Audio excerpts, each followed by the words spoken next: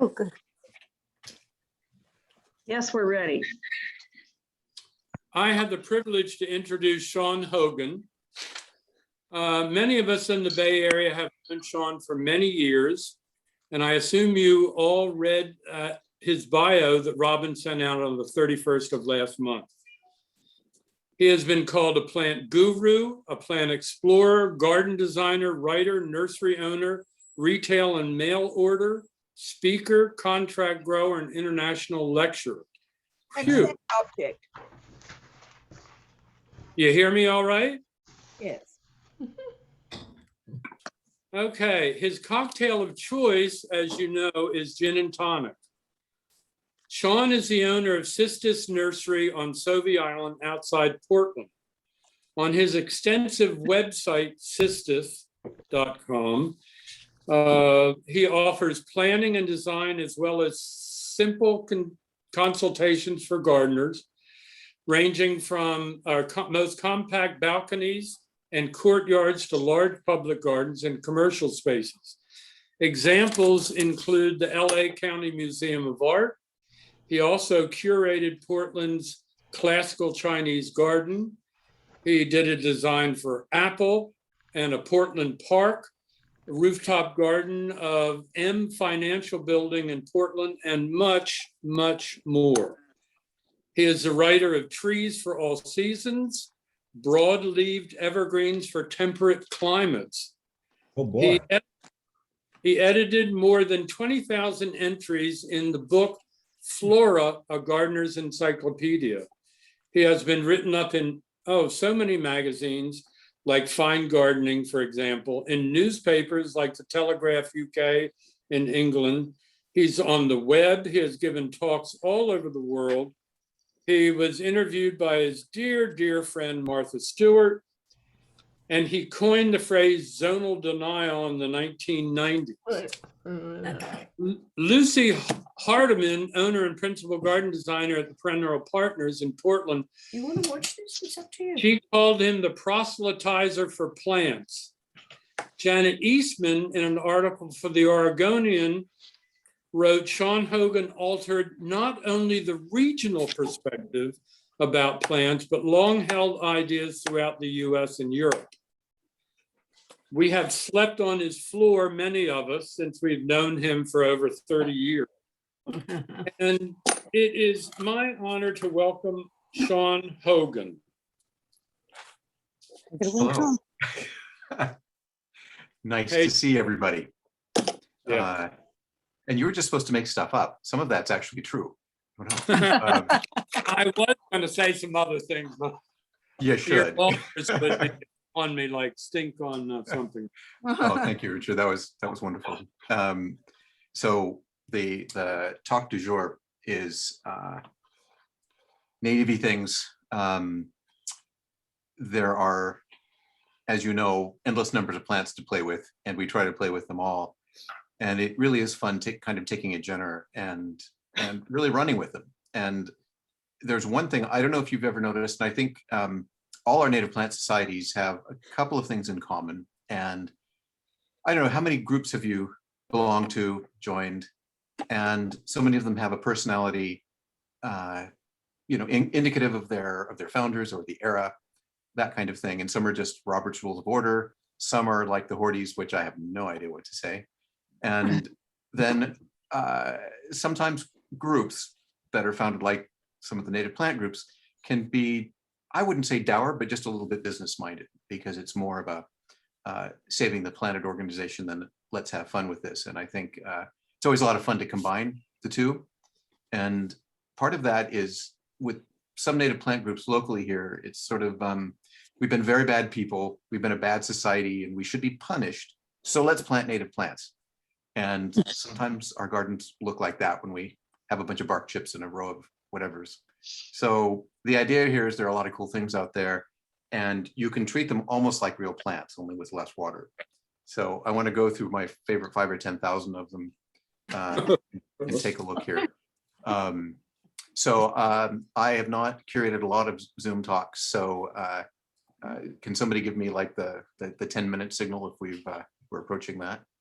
if I am just having too much fun, and apparently nobody else is.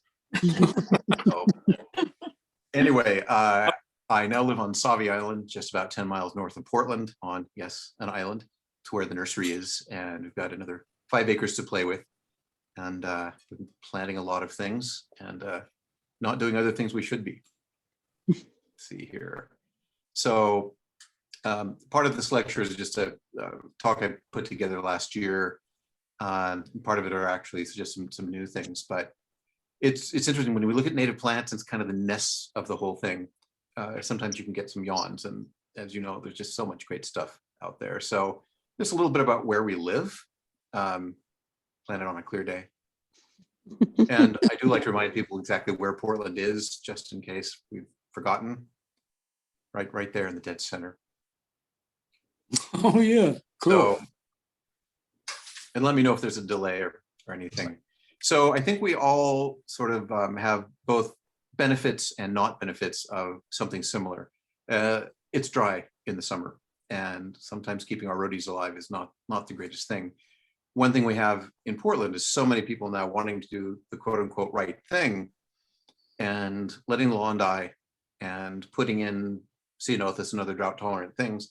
They forget they're actually gardening in an old neighborhood with an overstory. So suddenly their monkey puzzle or their elm or their whatever's biting the dust, literally. And so it can be a bit of a rough transition. There's some sad looking camellias out there. So I'm always trying to suggest people do what I call something from an old Gary Larson cartoon. And it's 2 polar bears holding an igloo. And one of them says, I just love these. They're crunchy on the outside and soft in the middle. And so think of our gardens like, a metaphorical courtyard. Let the outside go savory, the sages and all the native things from the Mediterranean, because they have these wonderful, almost medicinal fragrances to them, and they like to dry out. And then put the moisture loving stuff on the inside. And that way we get to have both worlds. And I can tell you a lot of people in Portland are doing the right thing now because they're getting $400 water bills. And that's a great driver. So so here's your average Portland Mo strip here. And just, a little bit of I promise not very many maps, but this is what the West looks like in the summertime. It's dry. And I think, certainly places like San Francisco, that's been driven home for a long time. Some of us have had some reservoirs we could splash around in for a while, but that's not so much the case anymore. So this is kind of a funny spot. It's very urban Portland near one of the bridges going over the river. And this has had 5 incarnations, and it's just about to get the next one. And it's the definition of insanity. They keep planting the same water loving stuff, and then it just dies and they do it again. So this is in 1995, I took this picture. I was only 4 years old. And here it is about 6 years ago, same plum tree. This is what it looked like at the end of June. So we still have a little bit to learn about planting things that we can actually leave alone, and they like it. And places from all over the world do this, and I think it's still a little bit rare.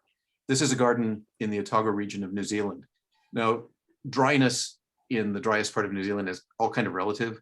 They got about 35 inches of rain a year there, but for New Zealand, that is really arid. And it's where their main wine country is. But I think this garden is brilliant. It adds natives and non, but the colors mimic so well the hillsides around them. Not all of us live on 50 acres, but they're always mirrors. And sometimes it's also about just editing. This is the John Yon house, famous early designer in our area. He was actually responsible for a lot of our new land use rules. So we haven't built suburbia out everywhere.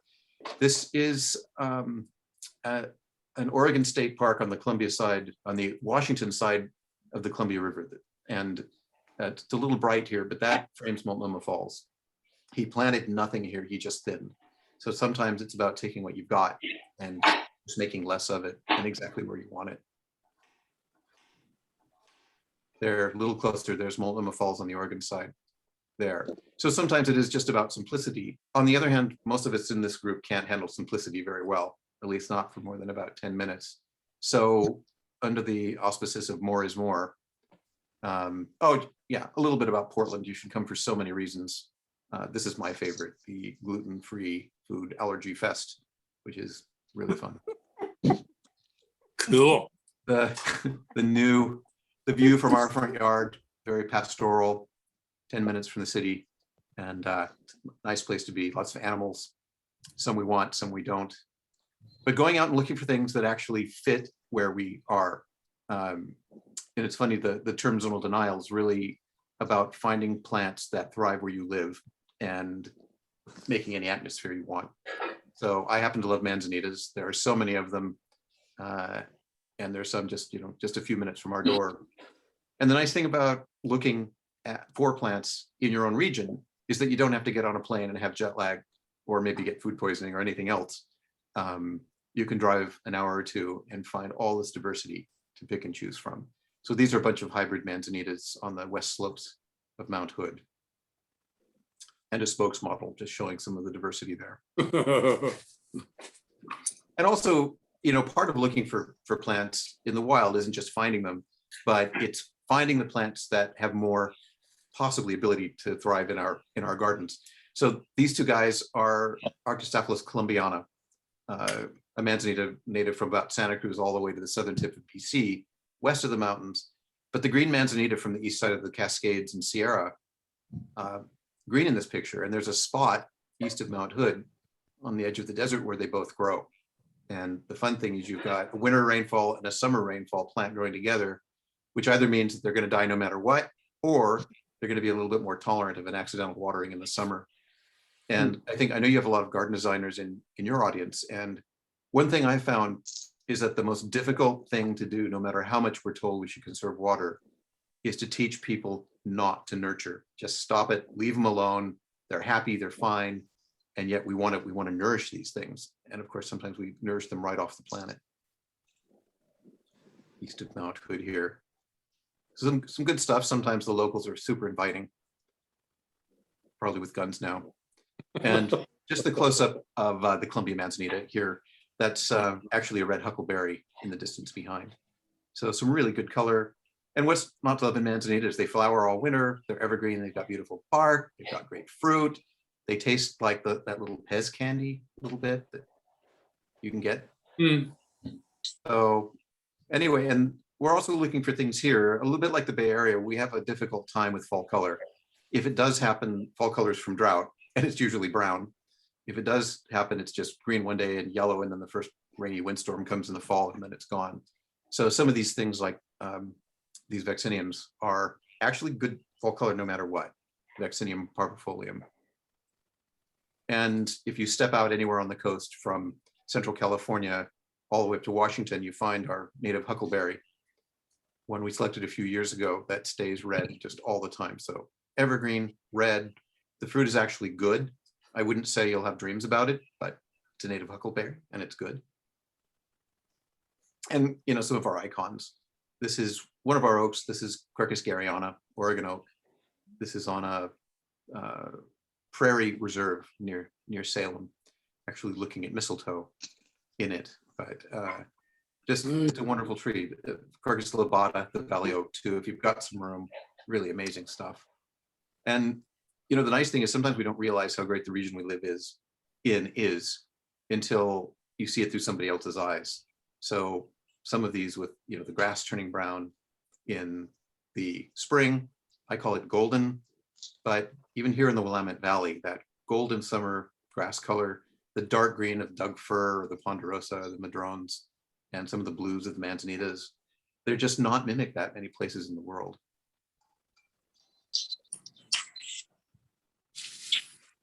Here, even with vine maples, we have a bit of a problem growing vine maples well at our low elevation.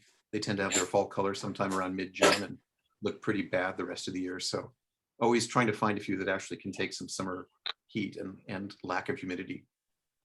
But just, if you look at some of the broadleaf evergreens that are native here, these are all manzanitas. There's a chinkapin or chrysolepis in the background there. And these are just plants that essentially take no care. And the nice thing about some of these evergreen things is that, of course, most of our weeds are Mediterranean. And that means they grow when the rains come, if they come. And if you've got evergreen things, then those winter weeds just don't grow. So it's just a little bit easier. One of our staff members here, his first time into some of the manzanita country, just looking at the amazing variation. And the funny thing about going into the wild is it's just like you're in a giant supermarket with everything you could ever have there at your disposal. This is a good spot. This is the North Willamette Experimental Station here. Unfortunately, this experiment came to an end and these are gone, but he planted, well over 200 different manzanitas together and just observed them for 7 years. And it really did blow people away, just their colors and textures, even without flowers. Good blues here. This is one we're now calling, I want to call it the Ding. We found it just west of Redding, California. And while driving through Redding, making no eye contact, but straight ahead to the manzanitas, there's some really good stuff there. Some of these guys, you probably all know Brett Hall at the University of Santa Cruz. This is one of his selections from near the Pajaro Dunes. And this sucker flowers, I don't know, 4 or 5 months. Really, really good plant. Sweet smelling of honey, and of course the hummers love them. And this is in the Coast Range. This gets about 15 or 20 feet tall. And one thing we're finding in the nursery is that it's all a matter of how we phrase things. If we say this is a shrub that gets 15 feet tall, people will recoil in horror and say, I don't have that kind of room. But if you say it's a miniature tree that only gets 12 or 15 feet tall, they just are delighted. So it's all what you picture in your mind. And these little manzanitas can be trimmed up, of course, into the most beautiful, essentially miniature madrone, and yet perform all the time. This is taken in late December. So not very many things, even some of the wattles and things don't do that for us. This is a plant near Chico, and it's really just to show a really bad haircut, but also look at that bark. Just amazing stuff. You just want to hug these things. Little snow, this is in Lake County. It happens. You're just seeing some of the variation here that really can't be beat.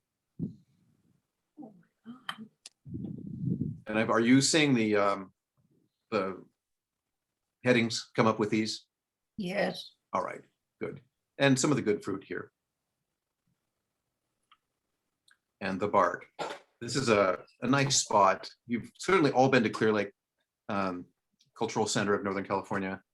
As you go up into the mountains north of there is a great amount of diversity. And right at the beginning of the Mendocino National Forest is the most beautiful bright blue manzanita. And we're all just so happy taking some cuttings, and then notice somebody's dumped all their rubbish down the hillside to their old washing machines and diapers and all those things you see. So we named this one, it goes very well in cultivation. So we named it Blue Tip, tip being a dump. And of course, the thing is all tinged in blue. So every name we use has to have at least a double meaning. Named after a dump, but Arctostaphylos miwuka, cool plant, really good colors. And some of these have what I call the leucodendron effect, these wonderful new growths and colors on them. They don't even need a flower to look good. The nice thing about this is it's got a basal burl. So I guess you could make a clock out of it if you wanted, but it can also handle what I call Caltrans or ODOT pruning techniques, which is a flail mower every so many years as a method of landscaping. And these things have the most beautiful burl. Some of these things get these things that are 6 or 8 feet across. And there's a fire, no bee, they just resprout from it. And this is one of them. So these plants could be many, many hundreds of years old. This is in Arctostaphylos glauca. This is on Mount Hamilton. So if you just happen to be hanging out in San Jose looking for something to do, you can go to the Santa Clara Mall or head toward the top of Mount Hamilton. It suddenly becomes yesteryear as you're climbing that road. Extremely beautiful stuff. And this is one beautiful manzanita. It gets over 30 feet tall, and those blue leaves, but look at that trunk. That thing's almost 25 inches across. So it really is just like having a madrone in your garden, but something you don't have room for. And again, white flowers, smell like honey, sort of beginning of December through February. And using them, in modern architecture, certainly they can take over the form of something like a Japanese garden. Here in a client's garden, Portland in the background there. This garden's at about 2,000 feet above the city, but firmly attached to the ground. And some things along the coast. Of course, things get windblown and adapted to this. This is just a weirdo from near Point Arena. If you drive out to the point there, there's this thing with giant leaves. And some of these plants are 20, 30 feet across. But really good textures. And of course, some of the trees. We've got such great oaks. California especially has amazing oaks. Oregon doesn't have as many. But the interior live oak, it doesn't cast a dark, gloomy shade for the most part.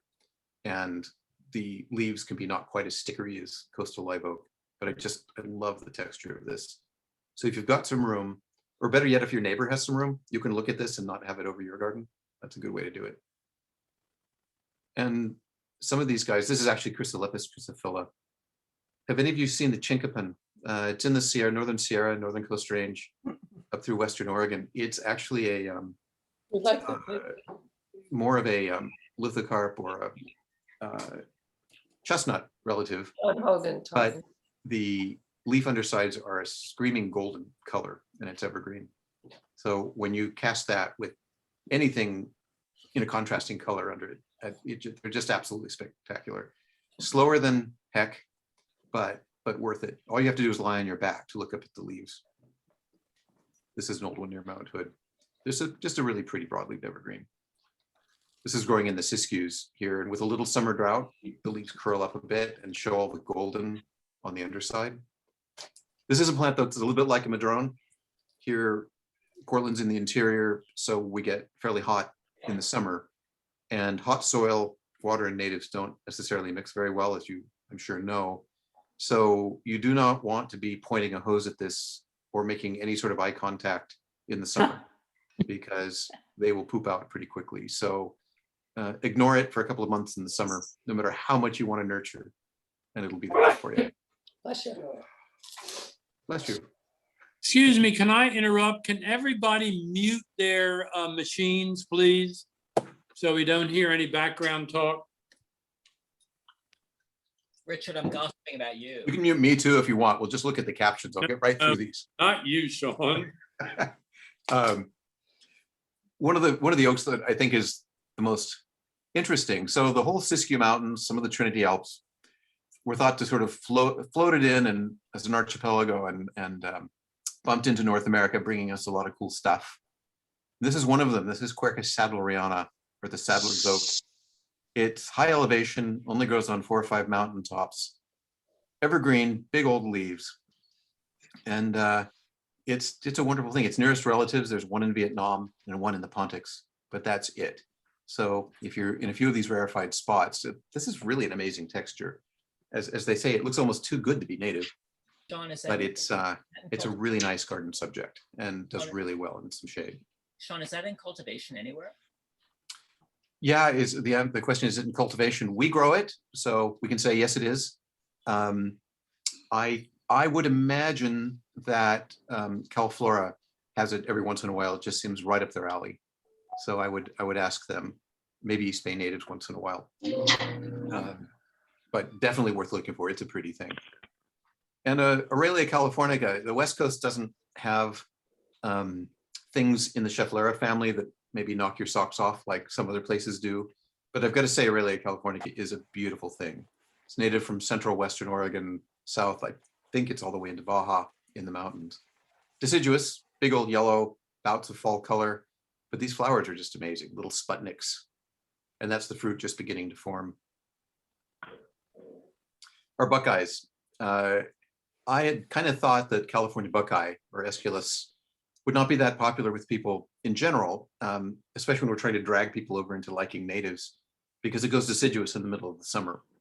But actually, people really love that muscular texture, very thick twigs, white bark, and then by mid or late summer, you have all these conchs hanging all over it. So it's a really pretty thing. So it's actually becoming somewhat popular here as a small street tree. And if you don't like it going deciduous early, you can water it a bit and it'll hold out and have some fall color. It's a form from Southern Oregon here we selected for its colored leaves and its pinkish flowers. my friend Judy here with some of these things. This is another big Hortisexuals glauca, just showing how large Judy is for reference or something like that. Some of the little ground covery ones I was just going to show here. This is from the north coast of California. These little Hortisexuals numularia guys. They're about the size of a heather you'd find in the garden center. Only please don't spray paint these golden. I don't know if that's happening down there. Mm-mm. And some of the ceanothus. Oh, there's I think we got it from Britain or Canada or some English speaking place. They're bringing in heathers and spraying them with fluorescent paint. So people take them home thinking they're that color and then they grow out of it or die or something. Some of the California lilacs or the ceanothus are really great plants. They're kind of workhorses of the garden. We've been actually selecting them for as big as possible because they make wonderful little street trees and the like. And we've had an issue. Our Department of Forestry here in Portland is very sort of held hostage by some of the utilities people. So as we're trying to get new trees on the list that are more drought tolerant, ceanothus have come up. And I've been told matter-of-factly that ceanothus are not trees. So we're now growing 2-inch caliper ceanothus that are 15 feet tall in corrugated tree pots. And we don't have to get permits for them because they're not trees. I don't know how long that's going to last, but it's made things a lot easier. But here's one that is called Oregon Mist. Selection from the Central Coast, from buddy Kurt Zadnik, about 4 feet tall. I think probably if you've grown any native plants, you've grown this one. It's just a good doer, originally from Sonoma. And Betsy Klepch, her garden I fell in love with a long time ago. And she's managed to grow a lot of really interesting plants, but really be aware of the countryside around her. You can tell by the quality of this picture, it's a poorly scanned slide, but she's got rosemaries and all kinds of good things, but then those blend out into native ceanothus and coyote bush and things like that. I think she's just done a superb job there. This little guy, this is a ceanothus that only gets about an inch tall and makes the densest little ground cover. A lot of these little ones have been hard to grow. This one's good, little spiller.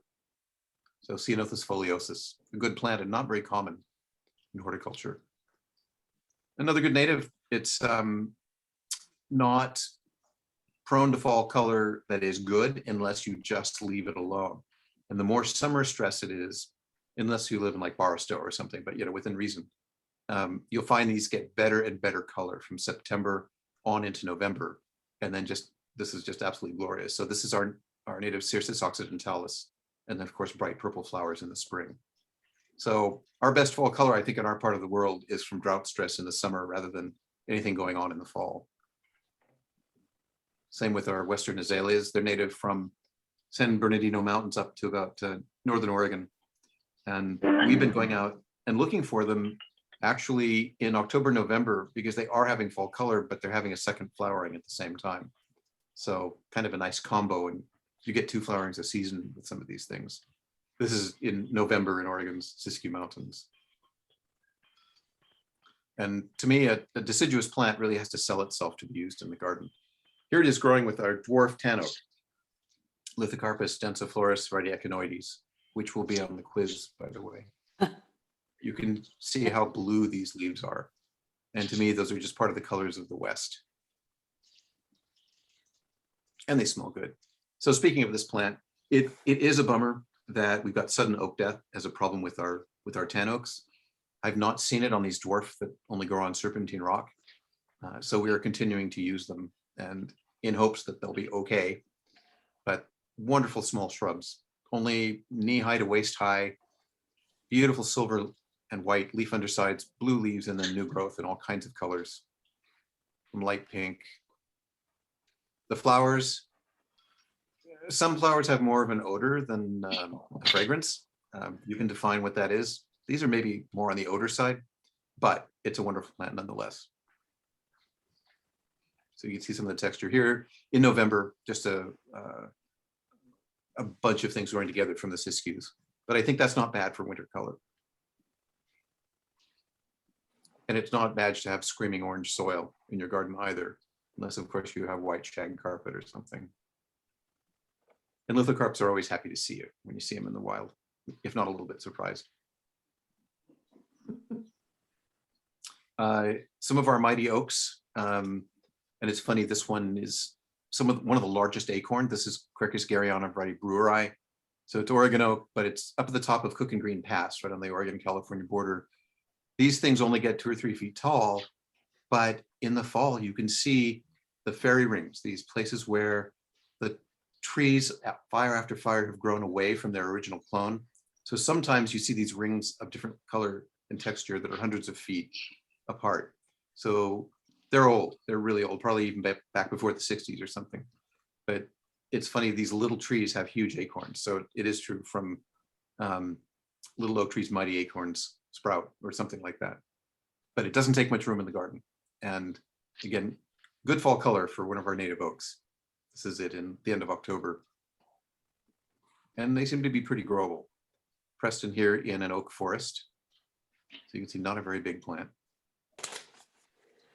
So I think, Jana, as I recall, you live under the influence, so to speak, of California Bay. They're rather imposing, and it's another tree that is so beautiful to have at the neighbor 4 or 5 houses down, so you can enjoy the background and not have to live in a cave. Well, they're beautiful trees, but they are a little imposing. I have the This is most one- beautiful stand of those along the road, and I keep them pruned, so they're mostly upright, not dropping branches. And I have a picture of a child who lived in this house in 1943 running along the road, and the same bay trees are there. Oh, And I just know that they are really ancient, and I And- treasure them. they they grow out from the base, so you don't know how old some of those clones are. Right, Um, right. Yeah. This is one that grows on serpentine rock around the Illinois Valley of Southern Oregon. So at maturity, they're 8 to 10 feet tall. They're these little gumdrops with these upheld blue leaves, fragrant flowers, and they flower in December, January. So if you don't want a 100-foot tree, then this is a really nice dwarf one. We've been using them for hedges and everything else. They're low water. They will still give you a sinus headache if you get a little too close to them. On the other hand, they'll take away a migraine sometimes, so you never know. And here's a super dwarf with a little aid of a deer. This is in a place called Oregon Mountain. This is a bay tree that is about 7 or 8 inches tall and about 18 inches across. So you never know what you're going to find out there. Oops, sorry. Prunus lacifolius, it's around. Wonderful. We still use some of the Caroliniana types around here, but this West Coast native is just shiny and glossy and pretty. The fruit really tastes good. You get almost no fruit on it that is edible. It's just this thin skin around the outside. So your cordials are going to have a lot of texture to them, but it's one of the prettiest natives. And the same with Rhamnus nowfrangula californica. I think we're going to start the new Rhamnus Society. So we're looking for officers if anybody wants to get involved. Great plants, so many forms. And certainly in California horticulture, there are a lot of good ones. This is a variety occidentalis. Only gets about 18 inches tall, colorful fruit. And the flowers are an absolute pollinator party, winter and spring. And between this and the baccharis, the coyote bush, they tend to flower super early for us. So it can be a really chilly 45 or 50-degree day in the winter. And the European honeybees are sluggish and not around that much. So it's giving our own native pollinators a leg up. And I know everybody wants to save the honeybees, but I'm kind of also into our own pollinators and giving them some food. The fruit, should you ever decide to experiment, was both said to make a really good coffee and is also said to be an extreme purgative. So let me know how that works out. And some good textures of them. Again, evergreen. We're actually growing some and some hybrids into small trees. So this is a variety Tomentella from serpentines, Northern California into the Sierra. And it's just like felt, it's like velour, the most incredible texture in this sort of light pinkish gray leaf. And I tell you, when anybody's in the garden, they just stare at this thing. And they're not saying, why would you plant that? I don't think. A really pretty thing. And of course, Garryias, wonderful plants. Some of the big ones, the silk tassels, they're another plant that's good for your neighbor's garden. Elliptica, the coastal one, can get a little spotted. And another plant to give your neighbor as a housewarming gift. So you can see it from 30 feet away. It's gorgeous with the winter texture. Up close, not always, but we're working on that. There are some other really great species. This is a hybrid we grew. Doesn't tend to get spotted. It's our native Fremontii times elliptica. And those catkins are 12 or 14 inches long. So they are in no way subtle. It's a really good movement in the winter.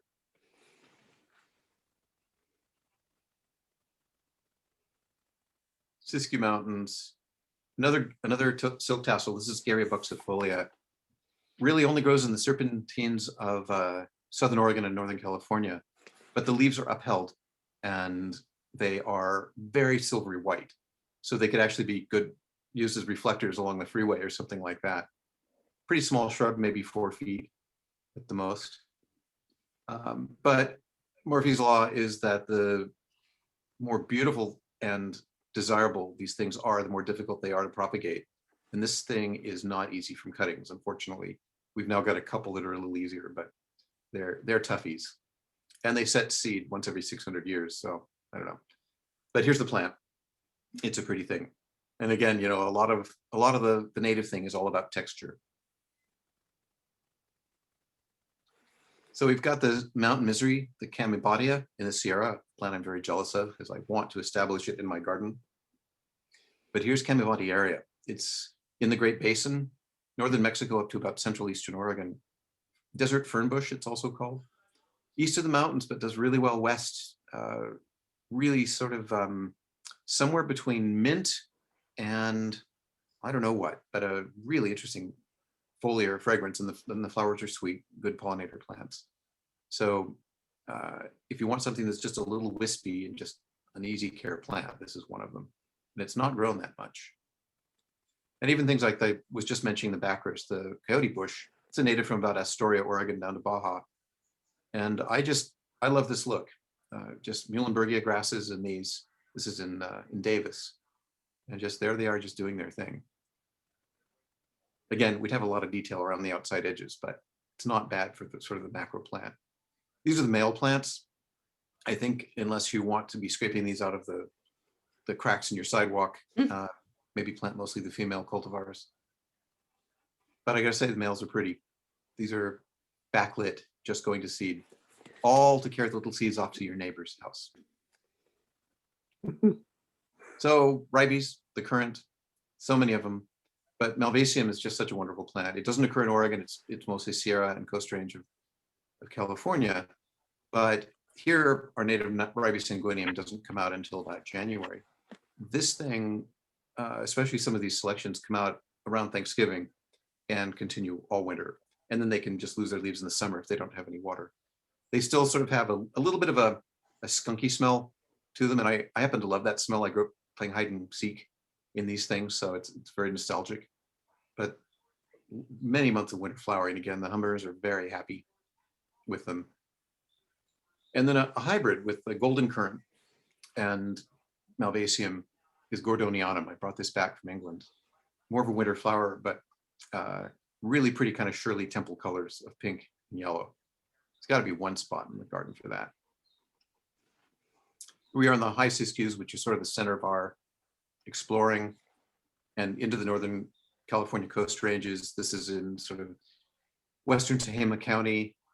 And you can just see there's just something about this color combination that happens in our part of the world that is, I think, just astounding. Gray pine here, chamise with toyon, heteromeles. This is again December with the Pinus sabiniana in the background.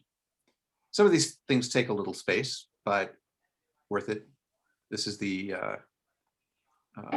New River after a very rainy day. And a bunch of our native Mahonias are just, I think they're superb things.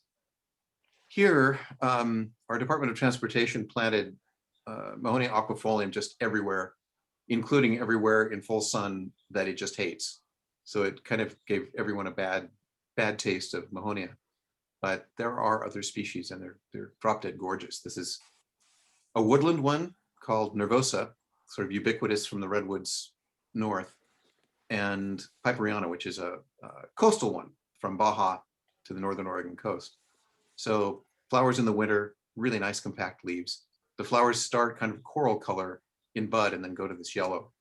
And I think as a little focal spot in the winter, it's not a bad thing. And again, the hummingbirds love them.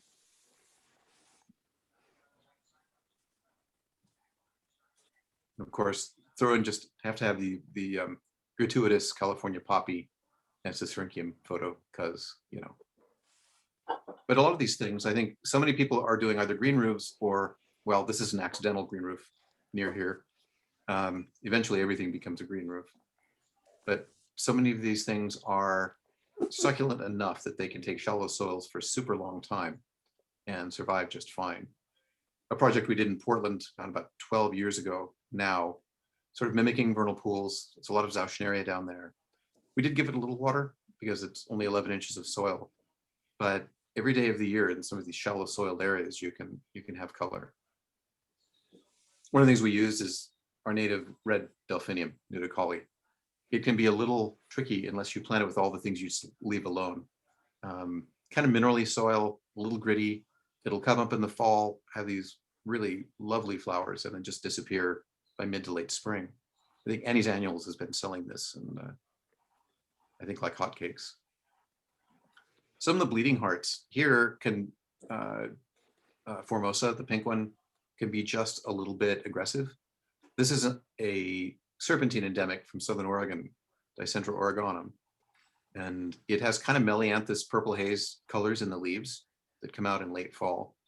And they go dormant July or August, but they have these amazing small, usually white, sometimes blushed pink flowers. And here's a natural hybrid stand of them. So not necessarily your grandfather's bleeding heart, as they say. Some kind of weird but wonderful flower colors. But definitely worth looking into. And same with a bunch of the penstemons. There's sort of a stalwart of the rock garden world, but they don't always, other than some of the Mexicana types, make mainstream garden plants. And here's one reason why. This thing's growing out of a sort of a razor blade thin crack in a rock. But isn't it pretty? This is penstemon rupicola, blue leaves, pink flowers. Just again, give it pretty lean conditions, and especially close to the coast where you don't get a lot of summer heat, it can be a super happy camper. And really same with some of our Mimulus aurantiacus types. They are really variable. I've never loved the color of the orange types right along the coast, but get into the Sierra and a few other places and you start getting more creams and other colors. So essentially they're a shrubby monkey flower with fairly long flowering period. They're evergreen and it's extremely dry and a really wonderful fragrance. So it's another one of those local natives that should be around a lot more. Again, it doesn't want, you see it's growing on a rock. So it doesn't want really luxurious conditions. If you can do that, you've made it. Carpenteria, this has been around a while. This is one of our selections just from its habitat in the Sierra. It was very double and now it just kind of comes and goes. But since I collected it, of course, it's my favorite. But they're all good. Golden bark, evergreen leaves. And for these sort of late season whites, Romnea, the Metatliha poppy, it's also called fried eggplant. And most people think I'm talking about moussaka or something if I'm giving a common name. So I just go back to Metatliha poppy. But I think any of you who've grown this, really big thing, 6 or 8 feet tall, blue leaves. Here it's pretty much evergreen. We just cut it back in early spring to keep it in shape. The issue is it can be super tough to get going. Some people have tried a dozen times to get it going. And then when it does, it lifts your driveway. So it's one of those things you have to cite carefully, but definitely worth it. And also some of the milkweeds, the Asclepias, not always easy to get seed for, unfortunately. And I think it was Tree of Life that had a bunch of these recently. But talk about, they're very close to our Stapelia, and yet they're our own natives. So super good flower colors. This is cordifolia, also from the Siskiyous. The leaves turn super purple later in the season, clasp the stems, and every butterfly, including the monarchs, just seem to love it. This is turning around from the habitat where that is, looking down on $8 Mountain in one of these habitats. So of course, it's great to go into these places just to be there for the fragrances and the sky and everything else. Seeds are sometimes just kind of a bonus. The Lupinus albifrons, it's really big and shrubby along the coast from Northern Oregon all the way to Baja. Sometimes in the mountains, they become really small, but talk about silver. They're just gorgeous things. And again, if you give them lean soil, they're fairly long-lived. The flowers, they only flower for about a month, so it's really all about the foliage. This plant was growing near yet another of our Vexina ovatum, our native huckleberry types. There are probably enough cultivars of that around, but I just keep not being able to resist. And this is one plant that a lot of people have reduced to their possessions, as they say, Ribes speciosum. And I think it was Nevin Smith who named Ronna Creek. I'm not certain of that. It just has 2 or 3 flowers where normally there would be 1. But here it tends to go kind of dormant in the summer, either has red leaves or just loses them. But the first cool weather in the fall, they get the new ones. And ours come into flower November, December, and sput them out all winter. And then in March and April, just are a riot of these things. So a beautiful plant covered with spines. So they're not the most pleasant things to prune, but you can, in Britain, they espalier them against walls. Here we can just grow them any old place. And they can handle, for us, they can handle a little summer water if you don't want the dormant look. But those flowers are amazing. And again, you're making the hummingbirds happy.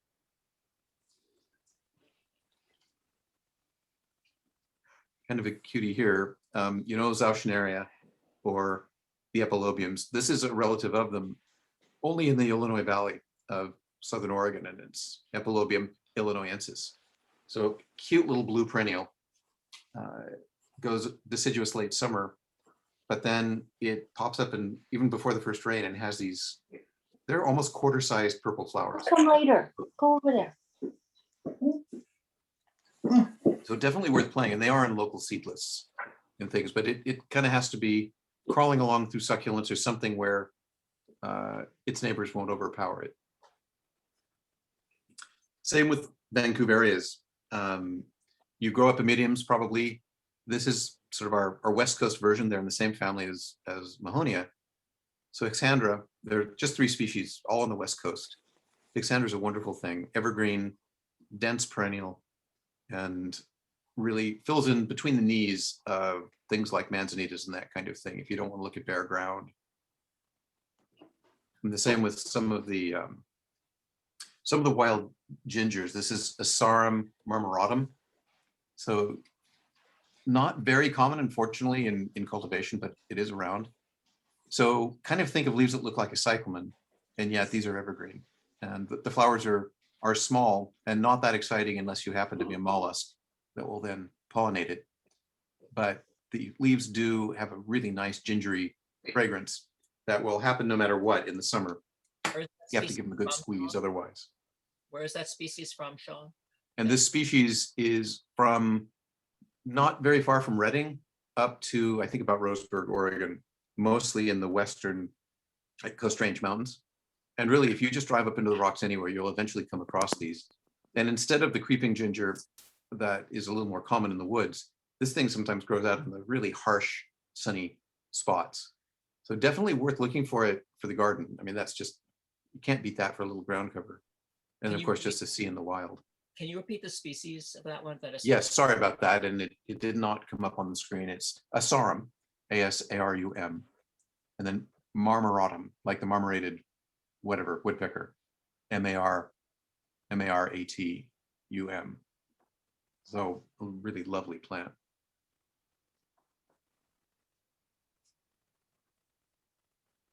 Got a bunch of sword ferns that don't look like sword ferns. And it's kind of my favorite types of ferns don't look like ferns. It's just, I don't know, I was traumatized by one as a kid or something. This is Polisticum lemonii. That's in Northern California and Southern Oregon. But when you see them in the rocks, they just look all like a cycad. Really pretty things. This one is in spore, which is very exciting. You see the orange on the fronds. Again, not too common. I think Fancy Fronds has had it and others. So some of these things really do need to be sought, but very low water. And I think just a great texture. And adiantums sounds like something from Wizard of Oz. This is kind of a newbie, one of the weirdos from limestone around Lake Shasta, just up into Southern Oregon, really only named a few years ago. But you might know the California maidenhair, Adiantum Jordanii. Well, it's very pretty, except it goes completely dormant in late spring. And so you have a brown patch for the entire summer, which might fit the theme of the garden, but it's not pretty. This thing is a close relative, but it stays evergreen, even with a lot of drought. And I know it's getting into the nursery trade. It's not that hard to grow from spores or from division, so it's coming along. This is a variegated one we happen to find, but Adiantum shastensi is a really pretty thing, and again, super evergreen. And sort of into what we call some of our charismatic megaflora. Sometimes when we get into natives, where we can be really happy with minutia, it's kind of like anything goes at last call, right? Well, this is one plant that is just really something.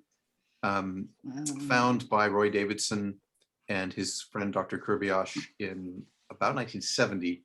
Close relative of, and there's some taxonomic stuff going on with it that makes my brain hurt, but it's not too far away from Trillium chloropetalum that you find in the redwoods.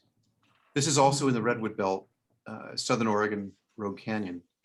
And years ago, Roy took me to the spot where they found it, and I collected some seed of one with this great modeling, and we've been growing it ever since. So we now have hundreds, probably thousands of plants that we keep selecting out the really good modeled ones. And so it's kind of fun to have a rare plant that's just, we can have like an everyday creature. But it is a good plant. It's an early one. For us, it often comes up in November, maybe December, and is in flower by mid-February, something like that. So it's just a good early thing. Trillium, Kurbioshi. And another thing that only grows in the Siskiyous, Trillium, now Pseudo-Trillium rivali. It's a little guy. The biggest ones are like 6 inches tall.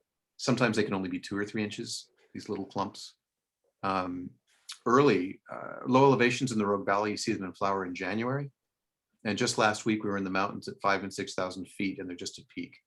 So the nice thing about some of our mountains is, if you don't like the weather, you don't like what you're seeing as far as wildflowers, just drive a couple of miles and a couple of 1,000 feet higher and you'll find them.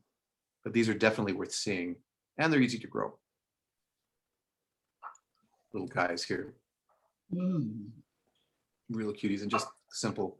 So a long time ago, I have a friend in BC who sort of over the years became quite anti-American, and every time we'd see each other, I'd be giving a talk in BC, he'd do something like correct my accent, or I'm trying to give measurements in metric and English units, and he would correct me, and like it gets on your nerves after a while. So I happened to be in the Siskiyous, and I had been to Canada recently. Apparently I hadn't washed my pants, but I found this tiny, tiny little Trillium rivali and thought, do I have any coins? Back when we carried around coins. And I found a quarter. I had 2 quarters. I happened to have a Canadian quarter and an American quarter.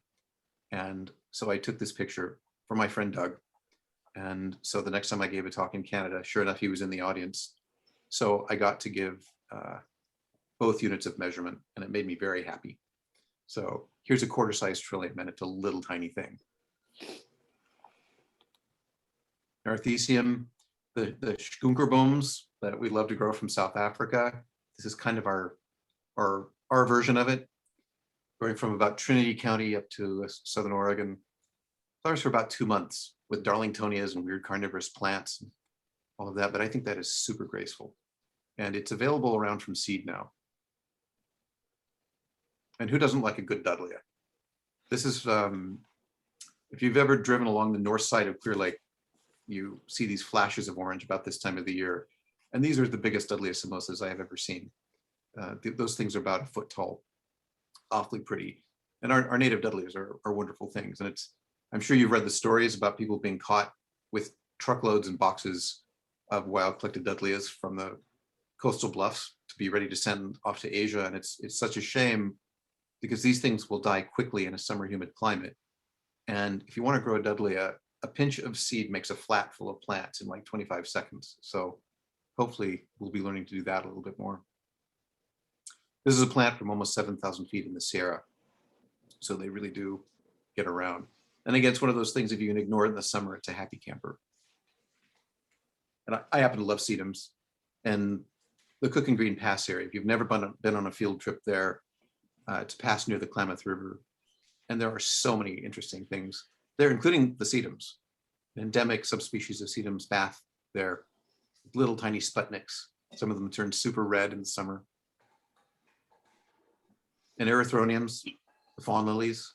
We just had a trip looking at different species. We found half a dozen species within about 5 miles, and talking about making your brain hurt because you're trying to key them out and then you realize they're also hybrids. But if you just want to grow the plants, they're easy from seed. There are some that have been tissue cultured, so they're easy to get early and just so delicate. And I love the leaves of some of these things.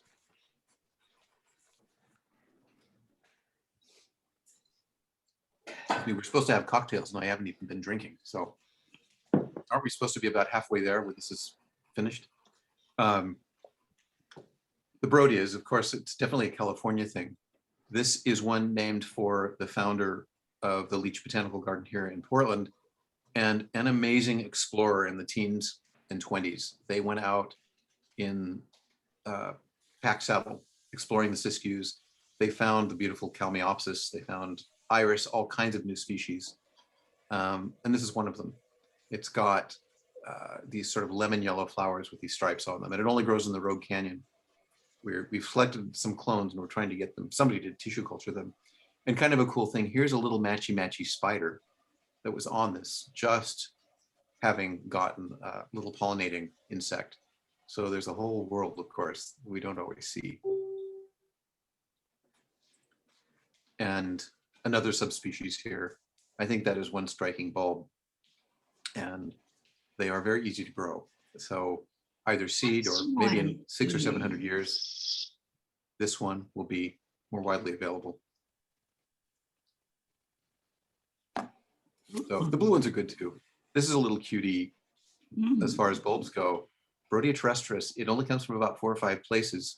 There's one place north of Ensenada, a couple of places on the California coast, and a couple of places on the Oregon coast. This whole colony is 18 inches across, and that's half the population in Oregon. And it's growing on a sea stack, just like inches above high tide splashing. And I think this whole thing could slide into the ocean one day and this whole colony is gone. But it's a cutie. This flowers in July, long after everything else is browned out. And the whole plant is only 3 or 4 inches tall. So it's like having a little pot of gentians. And we really want to make these more widely available. And they're super easy to grow. I went to try to find this thing a couple of years ago. I found it once and then couldn't find it for several years, even though I was within feet of where it grows. So I'd finally located it. So this is a relatively remote part of the Oregon coast. And it takes a bit of a walk to get around to the far side of the sea stack. You can get over there on sand dunes and walk over driftwood. And wouldn't you know, right below where I wanted to see this plant was a couple being rather amorous. And so, again, there's nobody in the house for miles. So I had to walk up to them and say, sorry to disturb you, but I want to look at something right above your head. And they were very good sports about it, but got to see my plant. There the thing is. So sometimes these are just a little bit obscure. Some of the Siskiyou country here, that's Mount McLaughlin in the background. And that's the end. So thanks for sticking through this for a couple of hours. Yay! I haven't seen any messages come up. So either everybody's now sound asleep or I'm trying to work this if there are No, we're questions or overwhelmed.